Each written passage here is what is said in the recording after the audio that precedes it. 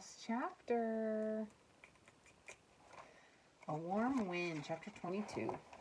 And so Wilbur came home to his beloved manure pile in the cellar. He was a strange homecoming. Around his neck he wore a medal of honor. In his mouth he held a sack of spider's eggs. There is no place like home, Wilbur thought, as he placed Charlotte's 514 unborn children carefully in a safe corner. The barn smelled good. His friends, the sheep, and the geese were glad to see him back. The geese gave him a noisy welcome. Congratulations, they cried. Nice work.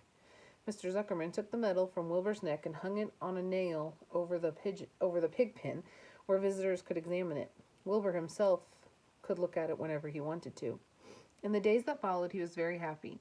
He grew to a great size.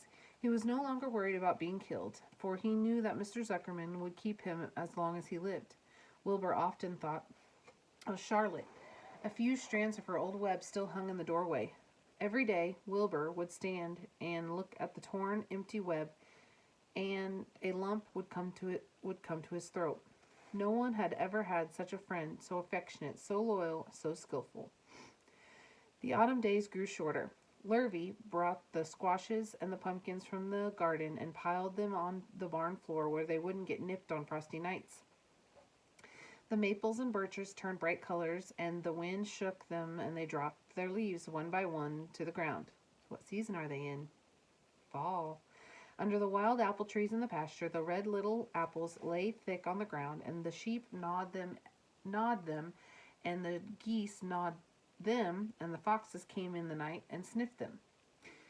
One evening, just before Christmas, snow was falling. It covered house and barn and fields and woods. Wilbur had never seen snow before. When morning came, he went out and plowed the drifts in his yard for the fun of it.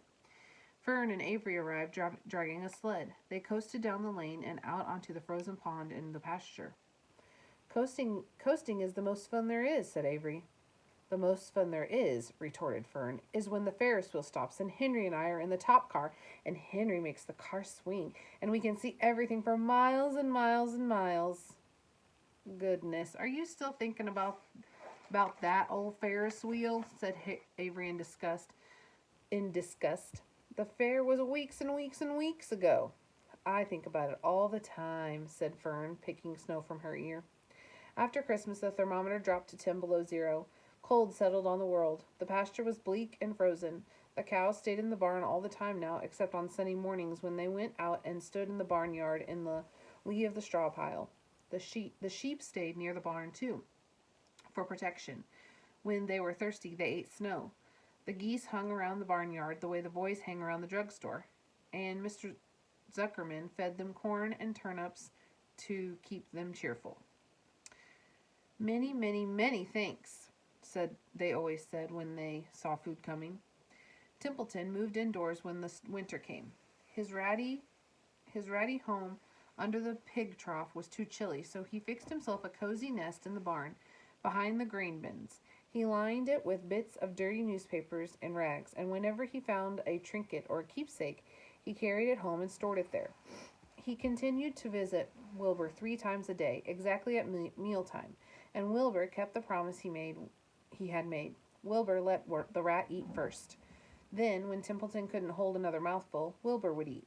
As a result of overeating, Templeton grew fatter than any rat you ever saw. He was gigantic. He was as big as a young woodchuck.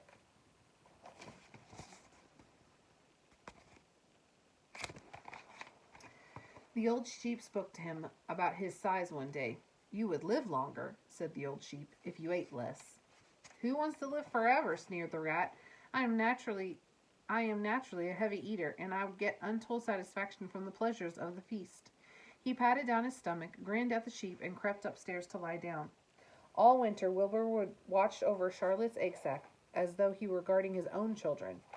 He had scooped out a special place in the manure for the sack next to the board fence. On very cold nights, he lay so that his breath would warm it. For Wilbur, nothing in life was so important as this small, round object. Nothing else mattered. Patiently he waited. The end of the winter was coming, and the coming of the little spiders. Life is always as rich and steady when you are waiting for something to happen or to hatch. The winter ended at last. I heard the frogs today, said the old sheep one evening. Listen, you can hear 'em now. Wilbur stood still and cocked his ears. From the pond in shrill chorus came the voices of hundreds of little frogs. Springtime, said the old sheep thoughtfully. Another spring. As she walked away, Wilbur saw a new lamb following her. It was only a few hours old. The snow melted and ran away. The streams and ditches bubbled and chattered with rushing water. A sparrow with a streaky breast arrived and sang. The light strengthened. The mornings came sooner. Almost every morning there was another new lamb in the sheepfold. The goose was sitting on 9 eggs. The sky seemed wider and warm wind blew. The last remaining strands of Charlotte's old web floated away and vanished. One sunny morning after breakfast, Wilbur stood watching the precious sack. He wasn't thinking of anything much. As he stood there, he noticed something move. He stepped closer and stared. A tiny spider crawled from the sack. It was no bigger than a grain of sand, no bigger than the head of a pin. Its body was gray with a black stripe underneath, and its legs were gray and tan. It looked just like Charlotte. Wilbur trembled all over when he saw it. The little spider waved at him. Then Wilbur looked more closely. 2 more little spiders crawled out and waved. They climbed round and round the sack, exploring their new world. Then 3 more little spiders. Then 8. Then 10. Charlotte's children were here at last. Wilbur's heart pounded. He began to squeal. Then he raced circles, kicking manure in the air. He turned a backflip. Then he planted his front feet and came to a stop in front of Charlotte's children. "Hello there," he said. The first spider said hello, but his voice was so small Wilbur couldn't hear it. "I'm an old friend of your mother's," said Wilbur. "I'm glad to see you. Are you all right? Is everything all right?" The little spiders waved their foreheads. "Hello there," he said. The first spider said hello, but its voice was so small Wilbur couldn't hear it. "I'm an old friend of your mother's," said Wilbur. "I'm glad to see you. Are you all right? Is everything all right?" The little spiders waved their forelegs at him. Wilbur could see by the way they acted that they were glad to see him. "Is there anything I can get you? Is there anything you need?" The young spiders just waved. For several days and several nights they crawled here and there, up and down, around and about, waving at Wilbur, trailing tiny drag lines behind them, and exploring their new home. There were dozens and dozens of them. Wilbur couldn't count them, but he knew he had a great many new friends. They grew quite rapidly. Soon each was as big as a BB shot. They made tiny webs near the sack. Then came a quiet morning when Mr. Zuckerman opened the north side door. The door on the north side. A warm draft of rising air blew softly through the barn cellar. The air smelled of damp earth, of spruce woods, of sweet springtime. The baby spiders felt the warm updraft. One spider climbed to the top of the fence. Then it did something that came as a great surprise to Wilbur. The spider stood on its head, pointed its spinnerets in the air, and let loose a cloud of fine silk. The silk formed a balloon. As Wilbur watched, the spider let go of the fence and rose into the air. "Goodbye," it said as it sailed through the doorway. "Wait a minute," cried Wilbur. "Where do you think you're going?" But the spider was already out of sight. Then another baby spider crawled to the top of the fence and stood on its head, made a balloon, and sailed away. Then another spider, then another. The air was soon filled with tiny balloons, each balloon carrying a spider.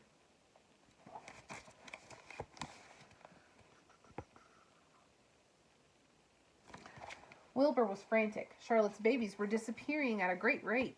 "Come back, children," he cried. "Goodbye," they called. "Goodbye, goodbye." At last, one little spider took time enough to stop and talk to Wilbur before making its balloon. "We're leaving here on the warm updraft. This is our moment for setting forth. We are aeronauts, and we are going out into the world to make webs for ourselves." "But where?" asked Wilbur. "Wherever the wind takes us, high, low, near, far, east, west, north, south. We take to the breeze. We go as we please." "Are all of you going?" asked Wilbur. "You can't all go. I would be left alone with no friends. Your mother wouldn't want that to happen, I'm sure." The air was now full of balloonists The air was now so full of balloonists that the barn cellar looked almost as though a mist had gathered. Balloons by the dozens were rising, circling, and drifting away through the door, sailing off on the gentle wind. Cries of "Goodbye, goodbye, goodbye" came weakly to Wilbur's ears. He couldn't bear to watch any more. In sorrow, he sank to the ground and closed his eyes. This seemed like the end of the world, to be deserted by Charlotte's children. Wilbur cried himself to sleep. When he woke, it was late afternoon. He looked at the egg sack. It was empty. He looked into the air. The balloonists were gone. Then he walked drearily to the doorway where Charlotte's web used to be. He was standing there, thinking of her, when he heard a small voice. "Salutations," it said. "I'm up here." "So am I," said another voice. "So am I," said a third voice. "3 of us are staying. We like this place, and we like you." Wilbur looked up. At the top of the doorway, 3 small webs were being constructed. On each web, worked busily was one of Charlotte's daughters.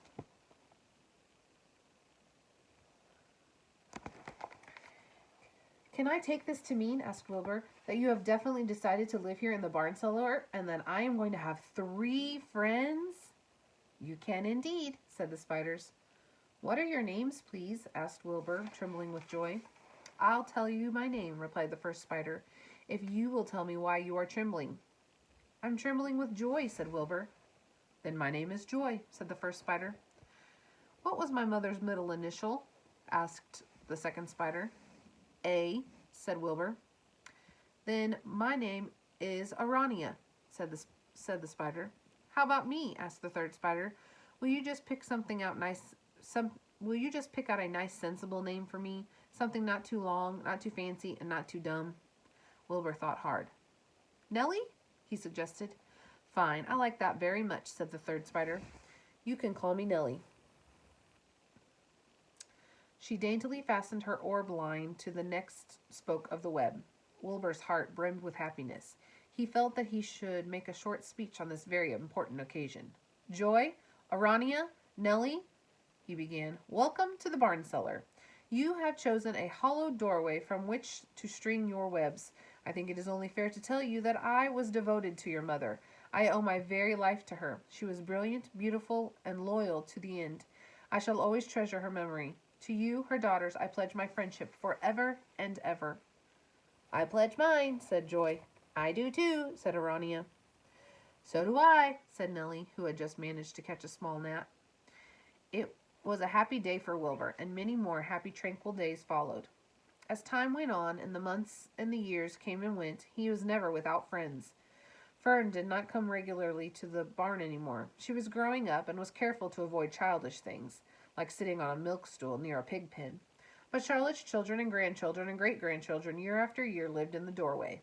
Each spring there were new little spiders hatching out to take the place of the old. Most of them sailed away on their balloons, but always 2 or 3 stayed and set up housekeeping in the doorway. Mr. Zuckerman took fine care of Wilbur all of the rest of his days, and the pig was often visited by friends and admirers, for nobody ever forgot the year of his triumph and miracles of the web. Life in the barn was very good. Night and day, winter and summer, spring and fall, dull days and bright days. It was the best place to be, thought Wilbur. The warm, delicious cellar with garrulous geese. Gotta look that word up. The changing seasons, the heat of the sun, the passage of swallows, the nearness of rats, the sameness of sheep, the love of spiders, the smell of manure, and the glory of everything. Wilbur never forgot Charlotte. Although he loved her children and grandchildren dearly, none of the new spiders ever quite took her place in his heart. She was in a class by herself. It is not often that someone comes along who is a true friend and a good writer. Charlotte was both. The end. Okay, I'm going to have a special Saturday video that will be a little quick review for the AR test, and then you can take the AR test after that. I'm going to go look up the word garrulaus.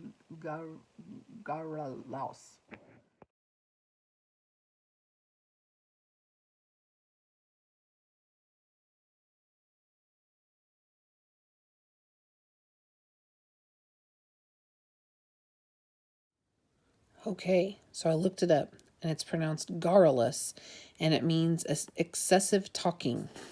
So if we go back and put it in context, it was the best place to be, thought Wilbur. This warm, delicious cellar with the garrulous geese. Now it makes sense. Those geese are very talkative. The changing seasons, the heat of the sun, the passage of swallows, the nearness of rats, the sameness of sheep, the love of spiders, the smell of manure, and the glory of everything. Mrs. Etcock learned a new word today.